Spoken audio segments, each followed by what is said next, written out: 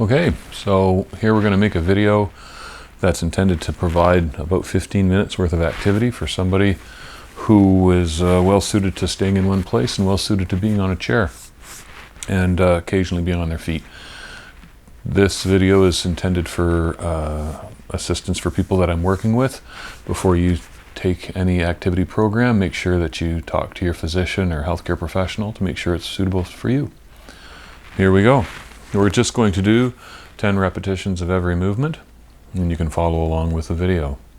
We're going to alternate between arms and legs. So you can have dumbbells or household items, and you can do a simple arm curl. So here we go. Tall posture.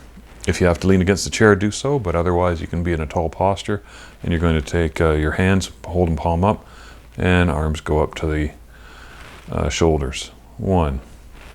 So I'm going to speak while you do this. 2. And you can just follow along to the audio. 3. And listen to a little bit of coaching as I do these. 4. The chest is out. 5. The crown of the head is going to the ceiling. 6. Hollow is present in your low back. 7. Movement speed is about what I've given you. 8. Weight in your hands should be enough. 9. That you feel just a little more tired by the time you're done. 10. And then you can listen to your breath. You can speak a few sentences, count down by 10. And if you can count down by 10, 9, 8, 7, 6, etc., without having to take a breath, you're doing okay. If you have to take a breath, you may want to give consideration to reducing the speed at which you move. Legs in a seated position still. 1 repetition is going to be straightening your knee and letting it back. And then the other knee, straightening and letting it back. That's 1 repetition. Okay, so on to the 2nd repetition. Straighten and back. Right knee, straighten and back. 3rd repetition. Again, straighten and back. We are endeavoring to keep the spine tall and the chest out. 5th repetition. And putting something around your legs like an ankle weight is up to you.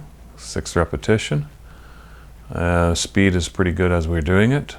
7th repetition. The ankle joint is bent 90 degrees. 8th repetition. And again, similar to the previous exercise, putting on weight on your ankles. 9th repetition. Is determined based on how tired you get by the 10th repetition, which is just now. Tired can be in 2 forms. It can be in the difficulty you have in executing a complete movement, and it can also be in terms of your breathlessness, as I described earlier. On to the arms again. Taking your arms and having your elbows at 90 degrees, raising the elbows up, both at the same time, and returning to the sides again. That's 1. Again, we're trying to maintain a nice tall posture, crown of the head to the ceiling. That's 2. Right angle between the arms, upper arm and lower arm. That's 3. Making sure that the forearms separate from one another. 4. And it isn't just your elbows going up and your hands not going up. 5. You want your elbows to go up as high as your hands go up. That's 6. Putting something in your hands, again, use similar guidelines to the other exercises. 7. Setting things up so that you feel more tired by the 10th repetition, but you can still do a good clean rep. That was 9, we're on to 10. Also, consider sensitivity in the joints where the bones move or the bones connect. 10, I'll squeeze off an 11th one right there. Soreness can occur and have different qualities. If there's soreness within a part of your body that has a big bulky muscle, it could be just a muscle being worked harder. If there's soreness more where the bones connect and it's got a sharper quality, it's probably a joint irritation, and you should ask somebody for some assistance and guidance in regards to whether that should be considered to be acceptable or not.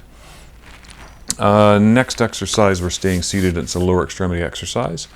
We're going to have your chest out, stomach out, and without leaning back, if you can, You're going to raise your foot up off of the ground. That's my right foot just went off the ground. Down. And now my left foot's going off the ground. Down. That's one repetition. Okay, second repetition coming along as we just do here. Now, this is sometimes really difficult, 2 is done, to stay leaning forward. So you may have to lean back as I just did. Okay, that's your third repetition. You have to, it's better to move somewhat in perhaps a non-ideal way. That's your fourth one done. Here's your fifth one coming. That's your fifth one done. And then to not move at all. So I'm deciding to lean back in my chair. Sixth one done. But I'm really going to try to keep the hollow in my back. Because if I keep the hollow in my back, seventh one done, I'm going to keep the movement happening from my hips, eighth one done. Okay, rather than moving my back and forth, ninth one done. And I'll show you what I mean by what you don't want to do here. Most of my movement is coming from my spine, and spines tend to compensate for stiff joints.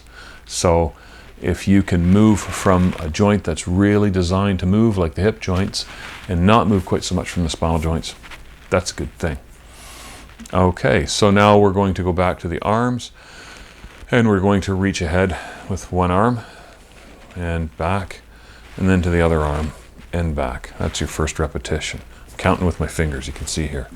Second one, back, back. So I'm going to say again, if you have to lean back, well then you have to lean back. If you can stay seated and not rely on the back of the chair, then that's good too. Okay, that's your fourth repetition completed. If you can keep the hollow in your back and your chest out, that's a fifth repetition completed, that's good. If you get tired and you have to lean forward a little bit, but your back doesn't hurt, well, that's okay. Okay, I'm going to get back up here. That's your seventh repetition. If your hands stay as high as your shoulders as you push outward, well, that's fine. If your shoulder joints start to get a bit sore, you can lower your hands down as they go out in front of you, because doing something's better than nothing. And then we're on to, I think, the ninth repetition. Okay. And last repetition is the 10th repetition. And what I did was there is I allowed my hands to start out as high as my shoulders, and then I let them go down as I felt I needed to. And that's okay. Exercises for your legs that you can do in sitting. You can straighten your leg and do a heel tap. Okay, so again, we'll do one tap per side. That's one repetition. So lifting my leg like this, I'm going to keep my chest out, my stomach out. I'm going to lift my leg up and then set it out to the side and tap it and bring it back down. Okay, then I'm going to do the other one. I'm going to bring it back down, and that's one repetition. Okay, how far out do you go? Well, as far as you can, and not turn yourself in your chair. That's 2 repetitions. And then what do you do with your hands? Well, you can put them on your armrests, or you can just have them crossed by your front. Crossing by your front's a little more difficult. Okay, I got mixed up there. Okay, that's the 5th repetition done. Okay, I'm guessing. Now we're going to do 6 repetitions. Okay. As you pick up your leg, stick your chest and stomach out. That's your 7th repetition. Try not to let your body turn to the side you're turning toward. That's your 8th repetition. Or should I say, don't let your body turn toward the direction you're carrying your leg. That's your 9th repetition. And then the final one is the 10th repetition. And that's that.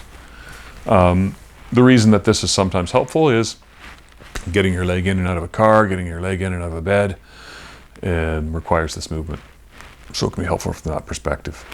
Something more for your arms. So if your shoulders are capable, we're going to have you raise your hand up and over your chest, like up and over your head like that, okay? So we can do this in a couple ways. That's one done. We can make it just for your shoulder joints, okay? In which case you wouldn't move your torso very much. Or we can use it to combine and use your shoulders and your spine. That's your third repetition right there. I think what we'll do is we'll do both the shoulder and the spine, okay, like that. Okay, that's your fourth repetition. Keep your chest out. Don't let yourself curl into a C shape in your spine. Okay, that's your fifth repetition here. That's just done now. Onto the last half. Speed, if you're keeping up with me, that's just fine. If you need to go a little slower, that's okay too. Okay, that's my seventh repetition, I'm thinking. And then up we go, and that's my eighth repetition. In terms of the number of repetitions you do, is 10 the magic number? Well, I wouldn't say so. 10 represents enough repetitions. It's probably going to take a muscle that's in a very commonly experienced state of conditioning and make it a little different. It's not going to occupy too much time, so it's going to be more likely to actually get done each day. So it's just enough to stimulate some growth and improvement in a lot of people, and not so much as it's going to be unwieldy as a exercise session duration. It's a nice compromise in that regard. And if you feel like it and you feel up to it, you can repeat this video another 2 times or 1 time. So you can do it 1, 2, or 3 times in a row, and you can do it once a day is usually pretty reasonable. If you do it at the extremes of the day and you have time and your body